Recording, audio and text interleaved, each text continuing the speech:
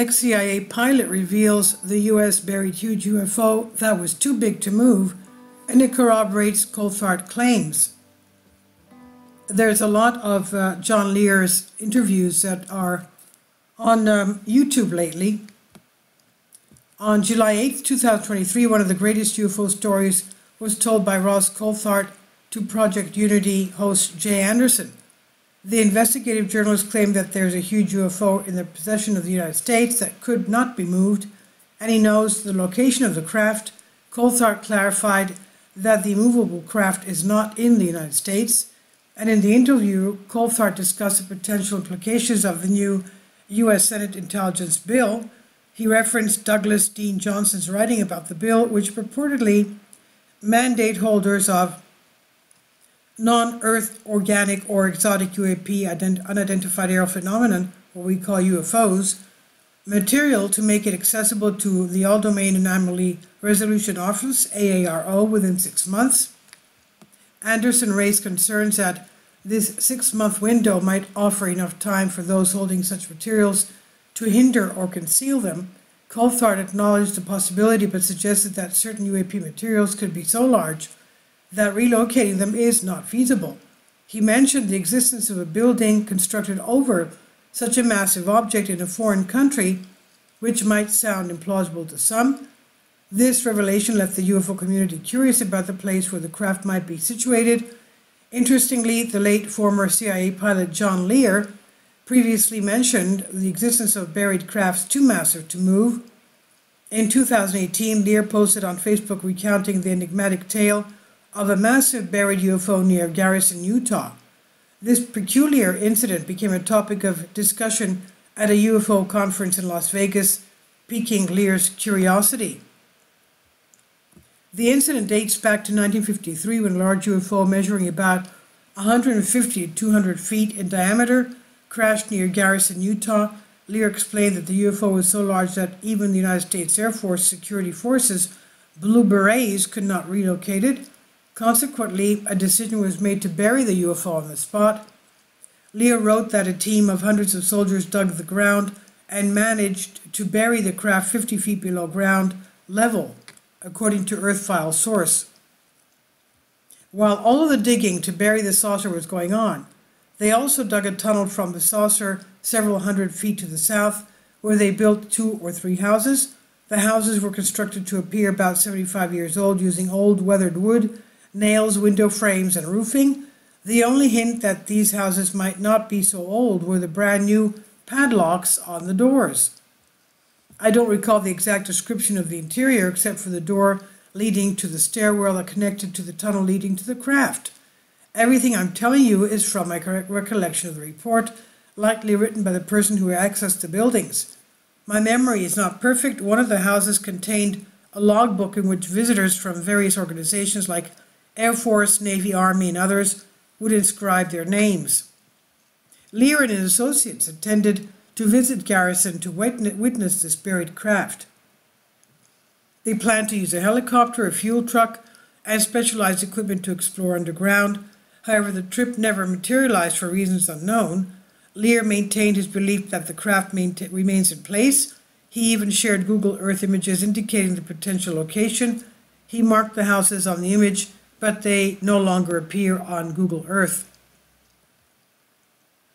Now, about 300 yards east from this claim, there was an alleged Spanish treasure location. This treasure spot had been discovered by an individual from the Phoenix area with access to Spanish treasure maps, and this location was marked on one of the maps. In a pile of rocks, there was a precisely squared cutout approximately 10 inches wide and 16 inches deep.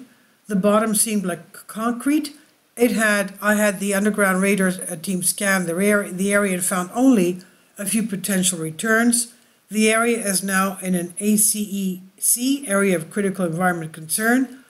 Nevertheless, we were all set to convene for the Garrison expedition in 2 weeks, but somehow it never took off. Lear even provided the coordinates of the location: latitude 38 degrees 37 minutes 40 seconds north, longitude of 113 degrees 40 minutes 40 seconds west. This further deepens the mystery, leaving people intrigued about the truth surrounding the buried UFO near Garrison, Utah. Moreover, there is alleged John Lear statement in the alleged the alien presence posted on Paranet on December 29, 1987, and here the photographs published by UFOmind.com discussing the buried craft. The page was first archived January 31st, 1997. Moore is also in possession of more Aquarius documents, a few pages of which leaked out several years ago and detailed the super-secret NSA project, which had been denied by them until just recently. In a letter to Senator John Glenn, NSA's Director of Policy Juliet B. Wetzel wrote, apparently there is, or was, an Air Force project by that name Aquarius, which dealt with UFOs. Coincidentally, there is also an NSA project by that name. NSA's Project Aquarius deals specifically with the communications with aliens, the EBEs. Within the Aquarius program was Project Snowbird, a project to test fly a recovered alien aircraft at Groom Lake, Nevada. This project continues today at that location. In the words of an individual who works at Groom Lake, our people are much better at taking things apart than they are putting them back together. Another saw a saucer being trucked into the Nevada test site in March of 1988. Still another informant witnessed a saucer being buried at that location for God knows whatever reason during the second week of August 1988. Germany may have recovered a flying saucer as early as 1939. General James H. Doolittle went to Sweden in 1946 to inspect a flying saucer that had crashed there in Spitsbergen. In July of 1952, a panicked government watched helplessly as a squadron of flying saucers flew over Washington, D.C. and buzzed the White House, the Capitol building, the Pentagon. It took all the imagination and intimidation the government could muster to force that incident out of the memory of the public. Thousands of sightings occurred during the Korean War, and several more saucers were retrieved by the Air Force. Some were stored at Wright-Patterson Air Force Base, some were stored at Air Force bases near the location of the crash site. One saucer was so enormous and logistic problems in transportation so enormous that it was buried at the crash site and remains there today. The stories are legendary on transporting crashed saucers over long distances, moving only at night, purchasing complete farms, slashing through forests, blocking major highways, sometimes driving 2 or 3 lowboys in tandem with an extraterrestrial load 100 feet in diameter. And this is on House and Wise by Vicky Verma. Please leave your comments and thank you for your support.